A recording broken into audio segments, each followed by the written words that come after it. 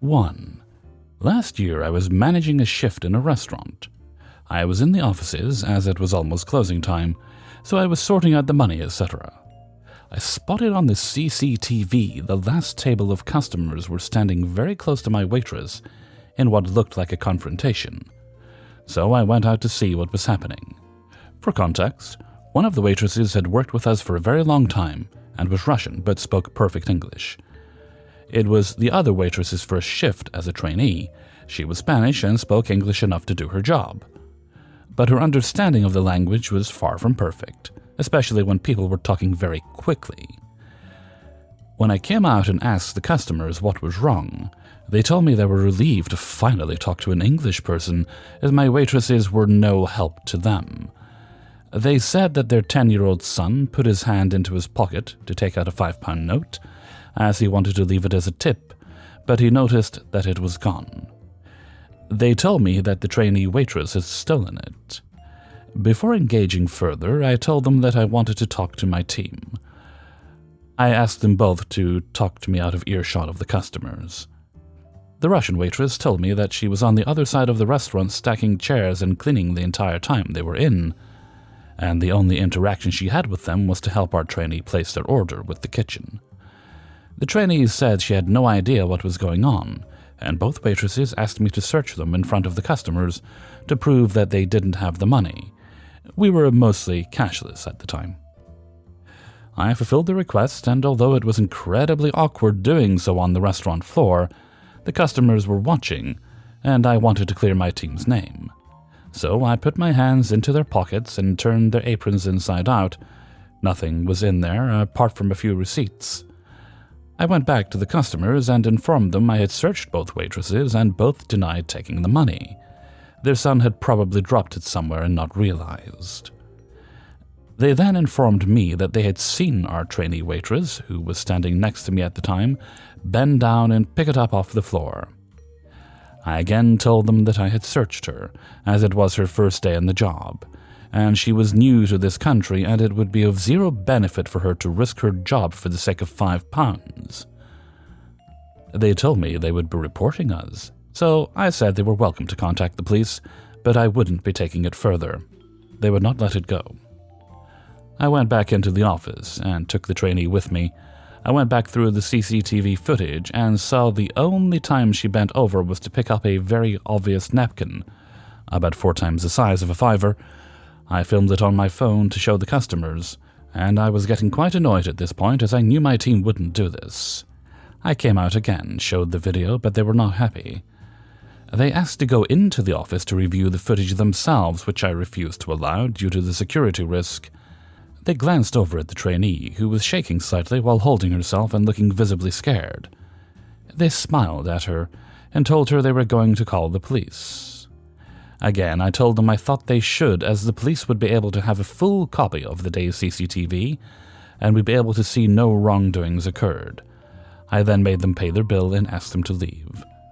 They refused, so I called the shopping center security. They heard me make the call, so quickly paid and left.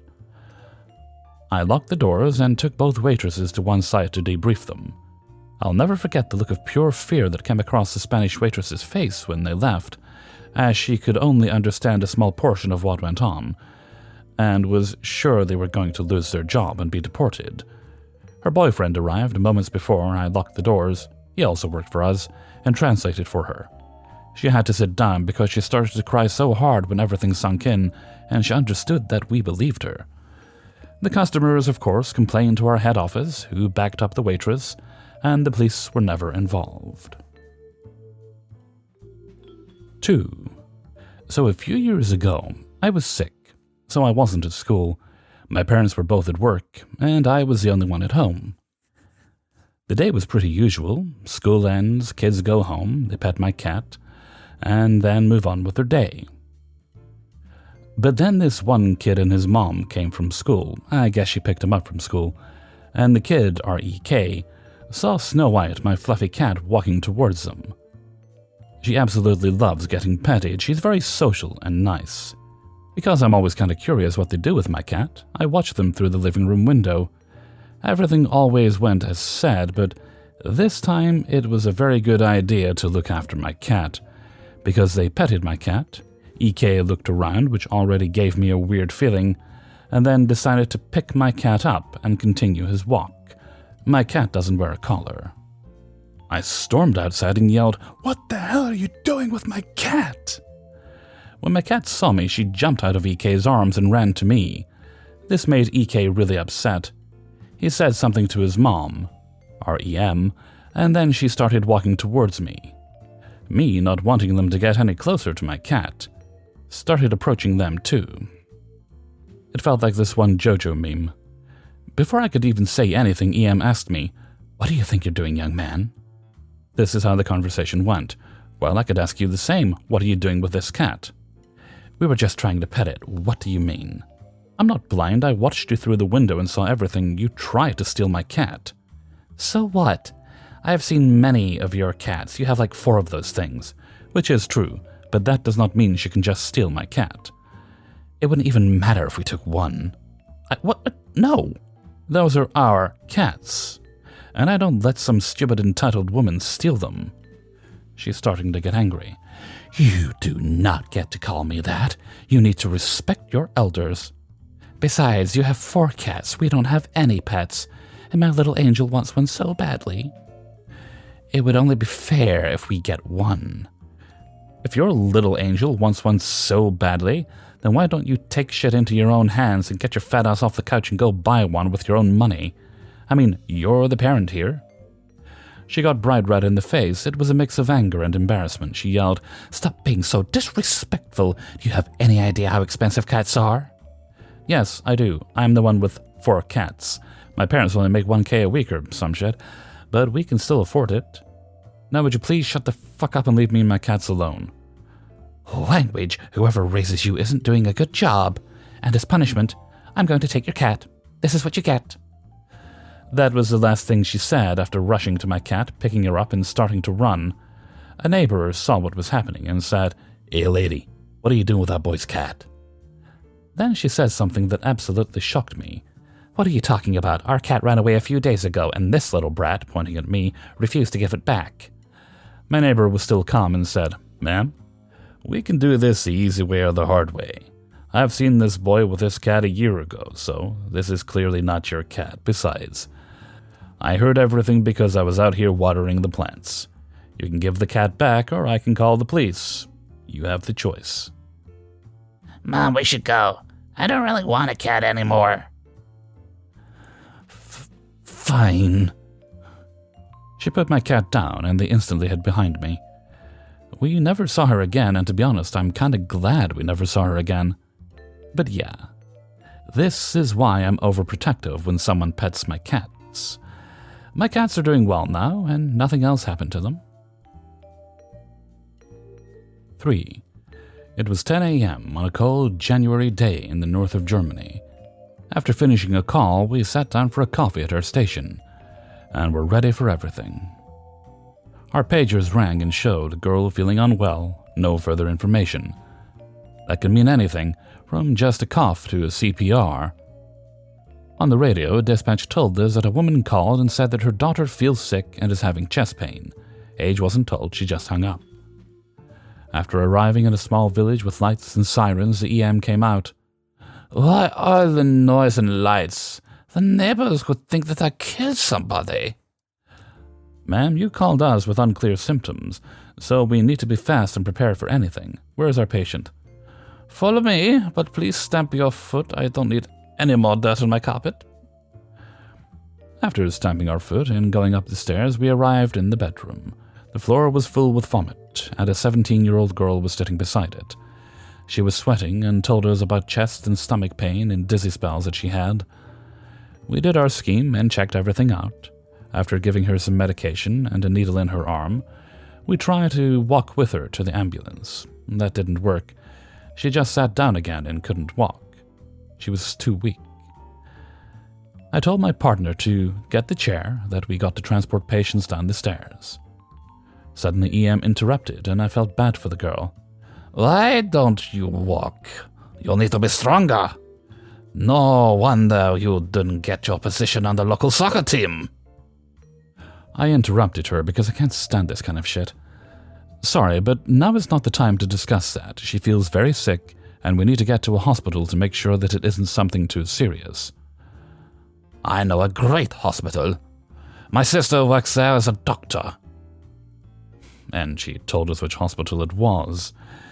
That won't work. First, it's a rehab clinic for patients after operations, strokes, and more. Second, it's over 300 kilometers away from here.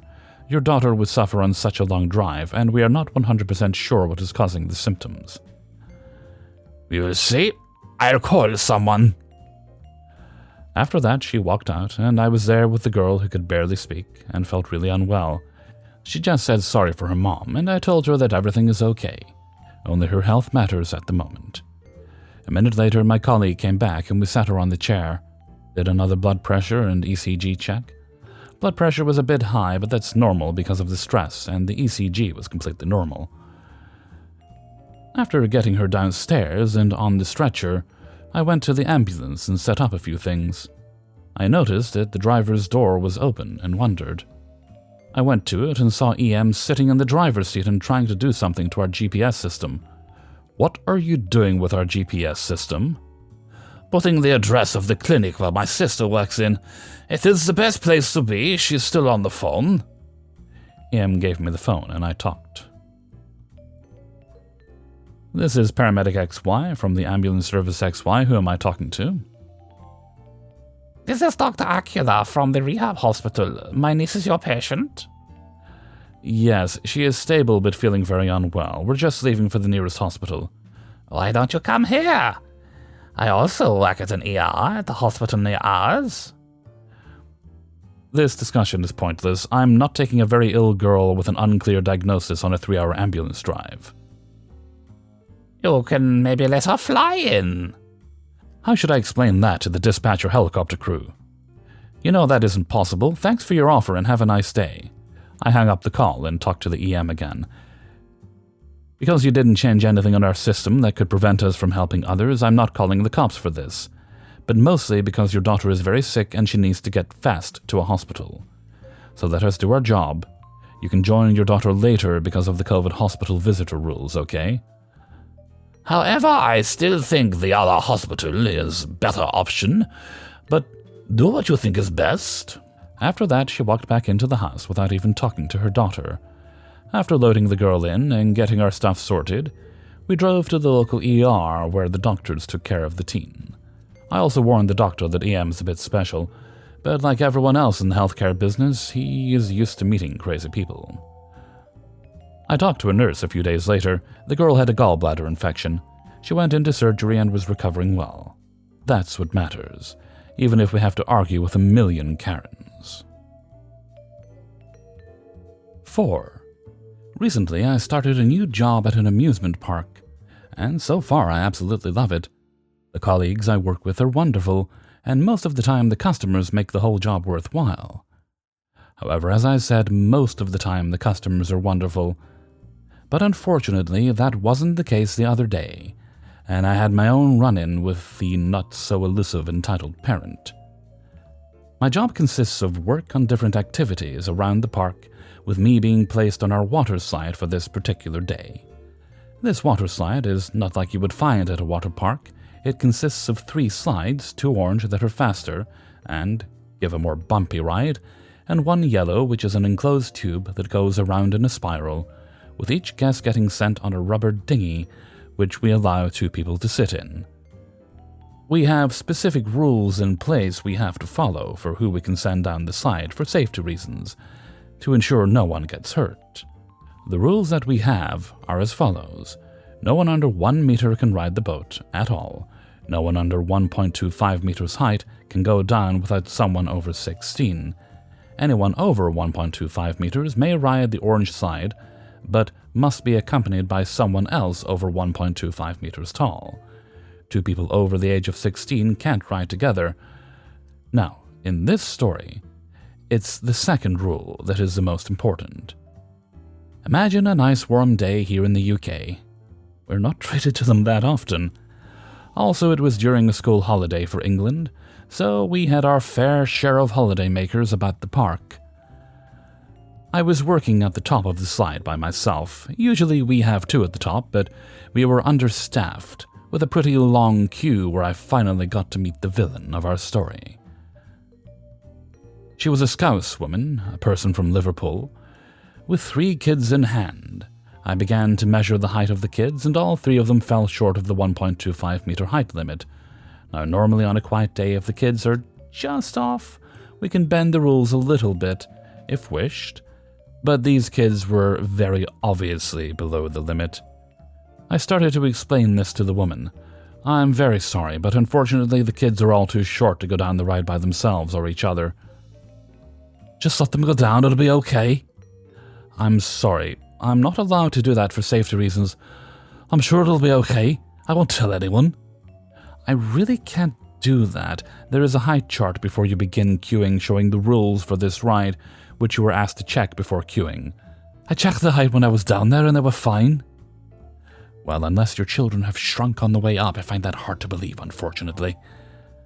You are being ridiculous.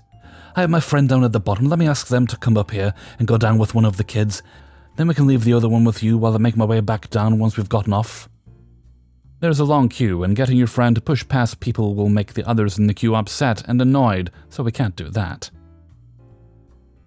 But it didn't matter. She shouted out from the top of the slide to her friend, Karen, come up here so we can go down this damn slide. As I said, your friend coming up won't help. But still I was being ignored, and the entitled parent sat in the boat and instructed her spawn to sit in the other. But before I could say something, her friend came pushing up through the queue. The entitled parent instructed her friend to get in the boat so they can go down, which they proceeded to attempt to do, but I blocked her way and told them both, Please, I've already said I can't allow this. Please don't sit in the boats. Just send us down and quit being a dick about the rules. This did not cause me to cave. I told them that they will not be going down this slide in the boats, but had to go back down the steps and are now banned from this ride. But they refused, so I call on my radio to the big bosses to come and deal with them. I apologized to the other guests waiting and sat down on my control panel till the bossman got there, ignoring everything the entitled parent shouted at me. It all ended with the entitled parent not just getting kicked off the ride, but from the whole park. Now I feel bad for the kids, but it was hot and I was stressed and just wanted them gone. I later heard, after, from my work colleague at the bottom of the slide, that the lady called me an arsehole, and he said he had to disagree with her, and he couldn't believe that for a second. 5. I'm a karate instructor at a Kempo karate dojo. I've been teaching for about 3 years, but I've been learning karate for almost 9.5 years, and the kids and the parents are, for the most part, very cooperative. But this is one of 2 incidents where I've had to confront someone. Anyway, I teach the youngest class. The youngest you can be is 5 years old, but if the main sensei says so, you can join earlier, for example, if your birthday is coming up in a week or so. This is all important, so keep it in mind. One day we had 2 new students in the class. All right. The main instructor does their thing while I work with the 2 new kids personally, making sure that they get the basics. They were both in front of the class, as the lower the rank you are, the closer you are to the front. Probably to make sure that someone new gets everything they need to know. I noticed that one of the kids seemed very focused on their dad. No big deal, that's normal, especially for a new student. So I tapped him on the shoulder. Hey, kid, please pay attention to the main instructor. I want to see Dad. Don't worry, you can see your dad in about... I looked at the clock to see what time it was. About 20 minutes. Okay. Thank you. I walked away at this point. They had the idea of the strikes that we were doing, and I made sure that the other kids didn't need any help. After about 5 minutes, we had a kneel and breath. Basically, where you sit on the floor and practice deep breathing. I was making sure they were focusing on their breathing when I saw an innocent kid walking towards his dad. It was obvious, as he had to walk across the dojo to get to the lobby area. We have a wall that separates the 2 areas with a small gap, so you can get to the lobby. I walked up to the kid. Hey, innocent kid, please sit back down. But I need to get water. You can get water after you work your breathing. We have a designated time where you can do that. Okay. He sat back down. Thank you. It was at this point where I started to get suspicious about his age. He was tiny compared to the other students, even his brother. Yeah, it could have been just a genetic thing. I mean, my best friend isn't exactly the tallest, while her sister is really tall, but either way, when we split into groups, I had the innocent kid, so I spoke to him. Hey, IK, how old are you? I'm about 3. I was shocked. I knew that the sensei let kids younger than 5 in, but never someone this young. But I didn't want IK to think he did something wrong, so I didn't say anything about it to him. We worked on our techniques, and I took a second to speak with the main instructor about the kid's age. Hey, main instructor, did you know that the innocent kid is only 3? Does Sensei know that? I assume so. I'm gonna speak to Sensei after class just to make sure. Okay. After we bowed out, I went to speak with the Sensei. Hey, Sensei, you know about the new student, right? Yeah, what about him? They're only 3. I just wanted to make sure you know that. What do you mean they're only 3? Entitled Dad said they were about to turn 5. Apparently not. Sensei had a quick look around the lobby, seeing that Entitled Dad and Innocent Kid were gone. Well, it doesn't look like they're here. I'll have a talk with Entitled Dad tomorrow. Alright, I'll see you tomorrow. Have a good night. The next day comes along. After school, I walk into the lobby of the dojo. It's the first class, so not many people are here. I didn't see the sensei, so I assumed he was in the bathroom, so I sat on the couch and pulled out my phone. About 3 minutes later, I see Entitled Dad walk in with IK and his brother. And because I was off my ADD meds, I decided to talk to him about IK. Hello, are you Entitled Dad? Yes, what do you ask? Well, I'm me. I taught IK and his brother yesterday during their first day, and I had a question about them. Alright, what is it? How old are they? Well, they're about to turn 5. I've told Sensei about that. He said it was okay for him to join. Really, because from what IK told me, he's only 3 years old, and I don't see any reason to lie about your age in a situation like that. So do you mind explaining yourself? Edie shot IK a glare. Well, what does it matter? They're here now, and you can't do anything about it. Just suck it up. You might be right. I can't do anything about your son being 3 and him being here, but I can do something about it with Sensei. So again, could you please explain why IK is participating in this class? Well, I signed his brother up for it, and I wanted to do it with him, and I didn't want to leave him out of things, so I signed him up. That's fine as long as both are at the very least about to turn 5, which IK is not. Why do you care so much? Because I don't want your kid getting hurt. He's only 3. He could get seriously hurt if he's not careful. I was kinda exaggerating, but I wasn't flat out lying. IK could have gotten hurt if he wasn't careful. He's just fine participating, right, IK? Yeah, I'm fine participating. And I'll down to be at IK's level. Look, kid, I'm not saying don't do karate. I'm saying wait until you're at least 5 to do it here. Don't talk to my kid like that. I stood back up. Talk to him like what? Talk to him with his safety in mind? I am making sure that he won't get hurt and become discouraged. Edie stood up at this point. I have his best interests in mind. If he's happy, he can do it. End of story. And you don't have a say in what I do with my kid. Maybe I don't, but I also want to make sure that he keeps interest in what he's interested in. Don't you dare talk back to me unless you want to fight. I was thinking to myself, this can't be happening. Edie, I've been learning karate for 9.5 years. You don't want to fight me. Fine then, right here, right now. He went in for the sloppiest punch I've ever seen. When I did a small takedown technique, it was a simple sweep technique, mainly used if someone is trying to stab you with a knife, but it was easy to adapt. I also made sure he didn't hit his head on the wood floor the lobby has. It was at this point where Sensei came out of the bathroom. What are you doing? Sensei, calm down. He tried to throw a punch, so I took him down. If you want, you can look at the camera footage to see the whole conversation. I pointed up to the camera that was perched on the wall. Alright, I'll look at the footage, but please let go of ED. Yes, Sensei. I let go of ED's hand as he started yelling at me. I had tuned out most of it. but I'm sure he had said something about calling the police, which surprisingly he didn't.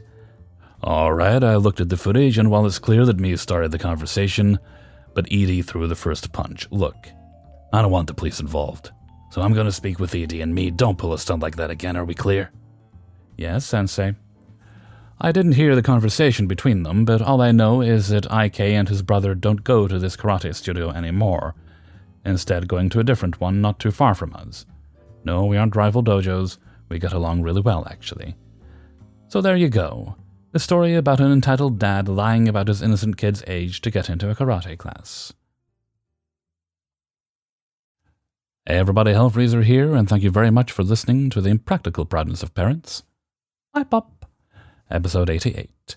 And thank you very much to everybody who allowed me to use their stories in this video. If you want to get more videos like this, then hit subscribe if you haven't already done so, and then hit that notification bell, setting it to all notifications. That is, of course, if you want all notifications for videos I upload. Alright, let's see. We are on Thursday.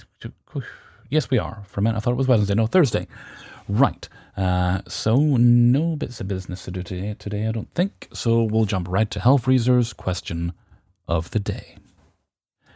If you were ever trapped down a well, which fictitious character, hero or otherwise, would you trust the most to rescue you and get you out safely? Personally speaking, you can pick otherwise if you like, of course, I'm going to reject superpowered heroes just because they might blunder in and make things worse. So, I think I'm going to go with more of an intellectual type. I'm going to choose Tyrion Lannister from Game of Thrones, probably more from the TV show than the books, because the characters are a little bit different, because he's very adaptive, as seen when he designed the special saddle for, I'm going to say, Bran. It's been a while since I've seen the show. The kid who was pushed out the window by the incestuous siblings. George R.R. Martin might have issues, but that's not for me to judge. But anyway, Tyrion, because he's very resourceful, so he'd either be able to acquire the equipment to help get me out or design something on the fly that could help free me. And if it came down to it, we know already he's capable of marshalling the manpower to just help dig me out if it's required. So Tyrion's my guy for this particular scenario. So if you're trapped down a well, who's going to rescue you? Okay, and with that, I'm going to head off for now. So until next time, thank you very much for listening, and take very good care of yourselves.